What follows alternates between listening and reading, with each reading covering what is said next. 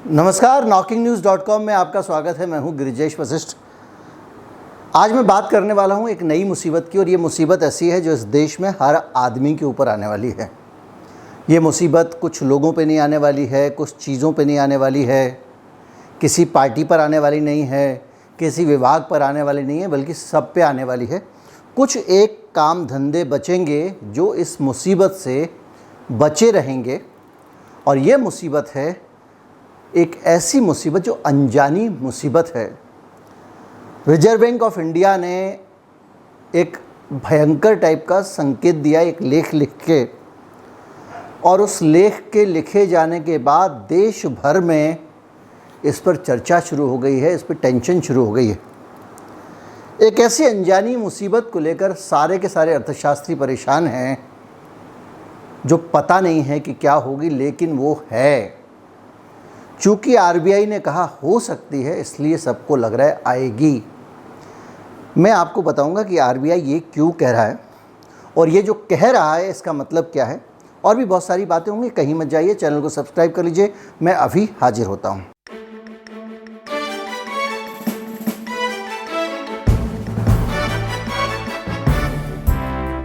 ये जो मुसीबत भारत में आने वाली है, इसके बारे में आरबीआई ने कहा है कि करीब $100 बिलियन भारत के मार्केट से निकाला जा सकता है। ये $100 बिलियन जो है, ये 7.8 लाख करोड़ है, जो छोटा मोटा अमाउंट नहीं है। ये भारत का जो जीडीपी है, सकल घरेलू उत्पाद, उसका 3.2% है। यानी इतना पैसा अगर भारत के बाज़ार से निकल जाएगा तो हालात मंदी वाले हो जाएंगे। और ये जानकारी देते हुए ये जो आरबीआई का आर्टिकल है, लेख है, ये कह रहा है कि शॉर्ट टर्म इन्वेस्टमेंट के भारत में 100 बिलियन नहीं, 200 बिलियन से ज़्यादा रुपए भारत में लगे हुए हैं। $200 बिलियन, माफ़ कीजिएगा। और अगर वो पूरा रुपया निकल गया तो हमारी जीडीपी जो है 7% से ज़्यादा लुढ़क जाएगी। जो जीडीपी की ग्रोथ 7% अगर कम हो जाएगी तो बचेगा क्या? हम उसी स्थिति में पहुंच जाएंगे जिस स्थिति में हम कोरोना काल में थे, या उससे भी ज़्यादा ख़राब अर्थव्यवस्था की स्थिति होगी। अब ये एक तकनीकी बात लगती है कि भाई अर्थव्यवस्था की स्थिति ऐसी है, जीडीपी गिरेगी, जीडीपी गिर जाएगी, कुछ होता होगा, जीडीपी गिर जाता होगा, कुछ होता होगा, जीडीपी की संख्या कम हो जाती होगी। लेकिन जीडीपी की संख्या कम होने का मतलब ये है कि भारत में, देखिए, जीडीपी को थोड़ा सा सरलता से समझ लेते हैं। आपके मोहल्ले में जितनी भी दुकानें हैं, जितने भी कल कारखाने हैं, जितनी फैक्ट्रियां हैं, वो सब मिला के जितना काम करती हैं, वो जो प्रोडक्शन होता है उनका, जितना उनका उत्पादन होता है, वो कुल उत्पादन सारे मोहल्ले का मिला के वो आपके इलाके का जीडीपी है। एक किसी भूभाग के का जो कुल उत्पादन है वो जीडीपी कहलाता है। और ये जो 7% और 3.2% है, ये जीडीपी ग्रोथ है। यानी ये जो कुल उत्पादन है इस इलाके का, ये इस रफ्तार से बढ़ रहा है, 7% की रफ्तार से, 3.2% की रफ्तार से। तो अभी ये जीडीपी की जो रफ्तार है 5 से 7% चल रही है। और अगर इसमें से 3.2% रफ्तार कम हो जाती है, या पूरे 200 बिलियन निकल जाते हैं, और हमारी जीडीपी की रफ्तार 7% कम हो जाती है, तो हमारी तरक्की जो हो रही है वो रुक जाएगी। तो तरक्की रुक जाए, हमको क्या फ़र्क पड़ता है, यही दिमाग में आता है। लेकिन बात यह है कि जो आप काम धंधा कर रहे थे, अगर वो काम धंधा चलेगा नहीं, आपके इलाके में जो उत्पादन हो रहा था दुकानों का, वो उत्पादन होगा नहीं, तो उस इलाके में, उन फैक्ट्रियों में, उन दुकानों में काम करने वाले लोगों की ज़रूरत कम हो जाएगी कि नहीं हो जाएगी? जब दुकान चल नहीं रही है, तरक्की हो नहीं रही है, तो लाला जी कहेंगे 2 की जगह 1 लड़का रख लो, चश्मे की दुकान है, 2 लड़के चश्मा दिखाते हैं, 1 ही लड़का चश्मा दिखा लेगा, क्योंकि हमारे पास अब हमारी तरक्की रुक गई है, हमारा कारोबार उतना नहीं हो रहा है। अब जो चश्मे वाले लाला जी का उदाहरण, भारत के सभी की सभी पूरे देश की जीडीपी गिर रही है, सारे कारोबारों पे लगा दो। तो 2008 में जब जीडीपी गिरी थी, जब रिसेशन आया था, तो क्या हुआ था? जब रिसेशन आया था तो बहुत सारी नौकरियां गई थी या जॉब कट हुए थे। कोविड के टाइम में भी रिसेशन आया था, जॉब कट हुए थे। तो ऐसे ही अब आरबीआई कह रहा है कि इतना पैसा ये पुलअप करके हमारे मार्केट से जो विदेशी निवेशक हैं, जिन्होंने अपना पैसा ऐसा पुख्ता वाला नहीं लगाया हुआ, ऐसा कच्चा वाला लगाया हुआ है, जो पोर्टफोलियो निवेशक हैं, कच्चा वाला कैसे लगाया हुआ है, आज मैंने पैसा इन्वेस्ट कर दिया, कल मैं निकाल लूँगा। अब आपकी फैक्ट्री में अगर पैसा लगाया हुआ उसने, मान लीजिए किसी इंडस्ट्री में उसने इन्वेस्ट किया हुआ है, किसी बड़ी कंपनी को फंड दिया हुआ है, अडानी को लोन दिया हुआ है, वो आदमी तो डटा रहेगा, वही धंधा हो रहा है, तो उसकी टेंशन नहीं है। टेंशन उन लोगों के साथ में जो यहाँ पे पोर्टफोलियो इन्वेस्टर हैं, और ये उन्हीं को लेके आरबीआई को चिंता है कि ये लोग भाग जाएंगे। ये क्या करते हैं, शेयर खरीद लिया, ये खरीद लिया, वो खरीद लिया। मैंने आपको पहले भी बताया था कि अमेरिका में क्या हो रहा है कि अमेरिका में इन्होंने पहले बहुत सारा पैसा कोविड के टाइम में जनता को दिया कि क्राइसिस आने वाला है, मंदी ना आए, इसलिए जनता को खूब पैसे दे दो, जनता के पास पैसे रहना चाहिए तो मार्केट चलता रहे, पूरा उद्योग धंधे वगैरह सब कुछ चलते रहें। अब उस पैसे से हुआ या ये कि लोगों के पास पैसे आ गए, लोगों ने उनका इस्तेमाल करना शुरू कर दिया, लोग पैसे का इस्तेमाल करने लग गए, तो चीज़ों की डिमांड बढ़ गई। जब चीज़ों की डिमांड बढ़ जाती है और सप्लाई कम होती है तो वो महंगी हो जाती हैं। इससे अमेरिका में महंगाई आनी शुरू हो गई। अब महंगाई आनी शुरू हो गई तो अब वहाँ पे फेडरल रिजर्व और वहाँ के राष्ट्रपति जी चाहते हैं महंगाई को कंट्रोल किया जाए। अब वो महंगाई को कंट्रोल करने के लिए पैसे को महंगा कर रहे हैं, ताकि ब्याज ज़्यादा मिलने लगेगा तो लोगों के हाथ में जो पैसा है वो कहेंगे भैया बैंक में डाल दो, बैंक में डाल दो। यानी जो ज़्यादा पैसा उन्होंने समाज को दिया था वो वापस चला जाएगा बैंक के पास में। जब बैंक के पास में वापस पैसा चला जाएगा तो महंगाई कंट्रोल हो जाएगी, क्योंकि लोग परचेजिंग नहीं करेंगे, खर्चा नहीं करेंगे। लेकिन इसमें दिक्कत एक और आ गई कि जो पैसा वहाँ से मिला था सरकार से, उस पैसे को उठा के अमेरिका वालों ने खूब दबा के भारत में इन्वेस्ट किया। हमारे यहाँ के शेयर बाज़ार में खूब सारा पैसा लगाया और छोटे मोटे दूसरी तरह के इन्वेस्टमेंट भी भारत में उन्होंने किए। उससे हमारे यहाँ फसल लहला उठी। आपने देखा था आदमी भूखा मर रहा था, काम धंधे चल नहीं रहे थे, दुकानदारियाँ बंद थी, शेयर मार्केट ऊपर जा रहा था। और जो फॉरेन का जो इन्वेस्टर था वो लगा, अब उनको लग रहा है यार कि ये जो शेयर मार्केट में जितनी तरक्की हो रही है उससे ज़्यादा पैसे का तो वहाँ पे हमारे ब्याज मिल जा रहा है, तो हम क्यों चक्कर में पड़े। तो बोले छोड़ो ये सब, बेचो अपने शेयर और चलो। अब वो शेयर बेच रहे हैं, बेचते बेचते पूरा मार्केट हो गया ठप। अब ये जो पूरी बातें हो रही हैं इसमें एक प्रश्न रह गया है जिस पे मैं आऊँगा, और वो प्रश्न ये है कि भैया अगर पैसे ज़्यादा आने से डिमांड बढ़ गई थी और महंगाई हो रही थी, उस महंगाई से इकोनॉमी ऊपर जा रही थी, तो ऐसी महंगाई में क्या बुराई है कि अगर आदमी के पास पैसे भी आते रहें, कमाई भी होती रहे, तो महंगाई बढ़ जाए, क्या दिक्कत है। तो कमाई बंद करने की क्या ज़रूरत है, ये कदम बाइडेन ने क्यों उठाया, ये एक ऐसा पॉइंट है जो आपको आसपास कोई डिस्कस करता नहीं दिखेगा, क्योंकि ये लोग कभी भी सरकार की नीतियों पे, अथॉरिटी की नीतियों पे सवाल उठाना नहीं चाहते हैं, चाहे वो कितनी भी आर्थिक तबाही लाने वाली हों। अब आता हूँ मैं आरबीआई पे। आरबीआई ने एक शब्द का इस्तेमाल किया है और वो है ब्लैक स्वान। ब्लैक स्वान यानी काला हंस। भाई हंस तो हमने सफ़ेद सुना है। एक पुस्तक है, मैंने उसका पहले जिक्र भी किया था, तो उस पुस्तक में उन्होंने ये बताया है कि ऐसी अप्रत्याशित स्थितियाँ जिनकी आप कल्पना नहीं कर सकते, जो आपके ख्याल में भी नहीं आई हैं, उनको कहते हैं ब्लैक स्वान। और भारतीय इकोनॉमी में हमारे जो आरबीआई का अनुमान है कि कुछ अनजाना सा होने वाला है जो अनिष्ट कारक हो सकता है। वो क्या हो सकता है पता नहीं, क्योंकि इतना पैसा जब लोग देश से वापस निकाल के ले जाएंगे तो यहाँ उसका क्या असर पड़ेगा पता नहीं, लेकिन असर बहुत बुरा पड़ने वाला है। और मंदी आ सकती है, ऐसा इसलिए लग रहा है क्योंकि ये पैसे निकाल के ले जा रहे हैं, लेकिन ये ब्लैक स्वान भी कोई आ सकता। ब्लैक स्वान शब्द से काला जैसे होता नहीं है हंस आमतौर पे, और किसी को अचानक कभी कहीं दिख जाए तो वो अनहोनी घटना होती है, अचानक ही कहीं कुछ हो जाए। तो अब इनको ये लग रहा है कि अब इससे होगा क्या, क्या होगा नहीं पता, पर होगा ज़रूर कुछ ना कुछ गड़बड़। या तो आरबीआई जो सेंस कर रहा है वो कहना नहीं चाह रहा है, कह रहा है आप अपने आप अंदाज़ा लगा लो, और या फिर ये हो सकता है कि कोई नहीं जानता कि जैसे नोटबंदी के बाद में, नोटबंदी से क्या होगा कोई नहीं जानता था। वीडियोकॉन डूब गई, बहुत सारी कंपनियां डूब गई नोटबंदी से, ब्लैक स्वान था। 2008 में जब सब प्राइम संकट आया,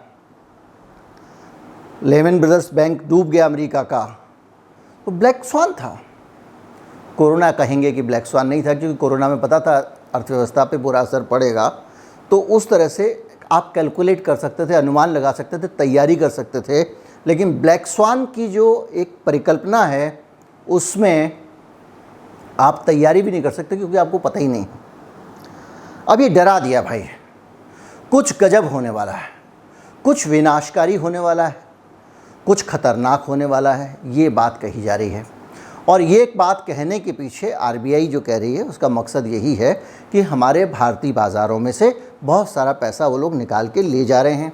तो जो कारोबार करने के लिए वहाँ से हमारे पास पैसा आ रहा था वो पैसा कम हो गया है अब। लेकिन इसके अलावा बहुत सारी चीज़ें हैं। मंदी, मेरा कंसर्न उससे ज़्यादा मंदी में इस चीज़ से रहता है कि इस देश में अगर काम धंधे कारोबार कम होंगे तो छटनी होती है, और कई बार छटनी होती नहीं है और छटनी के हालात नहीं बनते हैं, बल्कि जो एम्प्लॉयर्स हैं उनको मौका मिल जाता है। और दुनिया भर में पूंजीवादी व्यवस्था जो है वो आम कर्मचारी को पैसे देना नहीं चाहती है।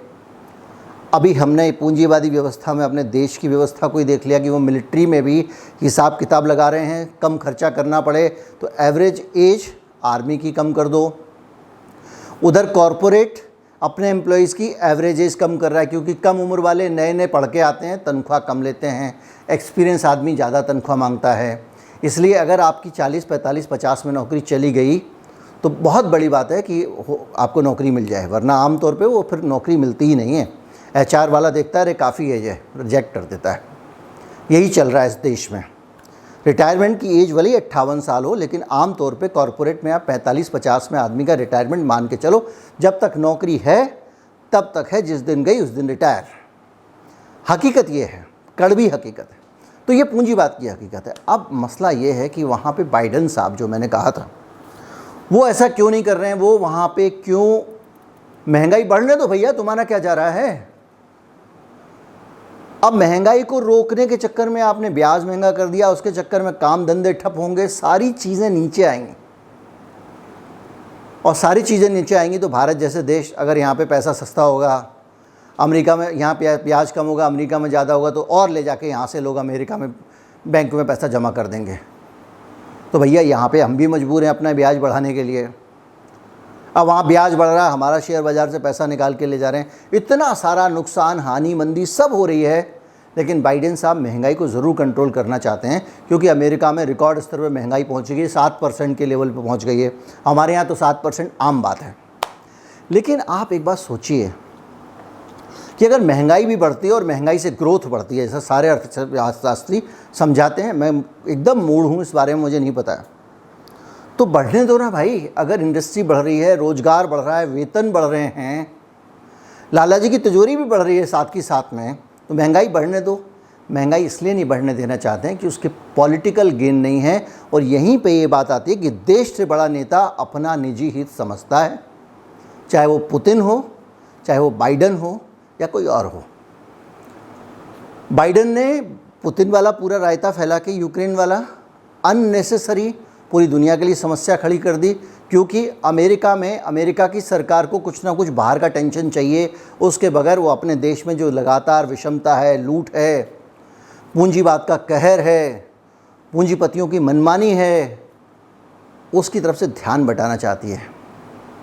और उसको ये भी लगता है कि अगर ज़्यादा गड़बड़ हुआ जनता नाराज़ हो जाएगी, वोट नहीं मिलेंगे। इसलिए वो एक तरफ तो यूक्रेन जैसे संकट पैदा करके ध्यान बटाती है, और जब उससे हालात बिगड़ते हैं तो महंगाई से घबराती है, और उसके बाद पूरी दुनिया की हालत ख़राब कर देती है। ये सत्य है। और महंगाई कब करेंगे, अगर पॉलिटिकल के अलावा कोई रीज़न हो तो बता दीजिएगा अमेरिका का, मैं कमेंट में इंतज़ार करूँगा। अब एक बड़ा सवाल, जो आखिरी सवाल बचता है, मैंने शुरू में कहा था कि कुछ ही प्रोफेशन बच जाएंगे जो मंदी का शिकार नहीं होंगे। मैं ये भी बताऊंगा मंदी से का प्रभाव आपके ऊपर कम पड़े, इसके लिए हम क्या कर सकते हैं, ये भी कुछ जानकारों की सलाह है। तो पहले ये बताऊं कि मंदी का प्रभाव कम पड़े, इससे पहले मैं बताऊंगा कि कौन कौन से प्रोफेशन हैं जो मंदी से अप्रभावित रहते हैं, कम प्रभावित होते हैं। उसमें से एक है मेडिकल साइंस, क्योंकि डॉक्टर है, आदमी बीमार पड़ेगा ही, वो आवश्यकताएं कम नहीं होती हैं। हालांकि लोग थोड़ा सा अपने खर्चे टालते रहते हैं। दवा इंडस्ट्री है, दवा का कारोबार है, दवा की खपत होती रहेगी, लोग बीमार होते रहेंगे। इसके अलावा जैसे बुरी बुरी चीज़ों का ही कारोबार बहुत बढ़ता है उस दौरान। आपके मान लीजिए जो शमशान घाट का जो कारोबार करते हैं, लकड़ियाँ वकड़ियाँ बेचते हैं, वो साइकेट्रिक काउंसलिंग, क्योंकि लोगों के टेंशन बढ़ जाते हैं, परेशानी बढ़ जाती हैं, उनका कारोबार चलता रहता है। शिक्षा, भारत में जो शिक्षा है वो कारोबार बहुत इन्फ्लेटेड कारोबार है और शिक्षा एक लग्जरी बन गई है, इसलिए शिक्षा पर असर पड़ता है। आम तौर पे शिक्षा एक ऐसा व्यवसाय है जिस पे माना जाता है कि रिसेशन का प्रभाव कम पड़ेगा, लेकिन भारत में इतनी लग्जरी बन गई है शिक्षा कि टीचरों की भी छटनी हो जाती है। इसी तरह के कारोबार है। लेकिन आप इस मंदी से कैसे बचें? मंदी का मतलब है कि सब कुछ गिरना, पैसे को बढ़ाने का कोई ज़रिया ना होना। शेयर मार्केट गिर ही रहे हैं और गिर जाएंगे। अब आपका इक्विटी से कोई ऑप्शन रहा नहीं, उम्मीद नहीं रही कुछ मिलने की। कारोबार सारे के सारे मंदे होने वाले हैं कि अगर आप कोई चीज़ बेचें, खरीदें, कुछ करें। ग्रोसरी जैसी प्राथमिक आवश्यकताओं की चीज़ें चलती रहती हैं। सब्ज़ी का कारोबार चलता रहेगा, अनाज चलता रहेगा।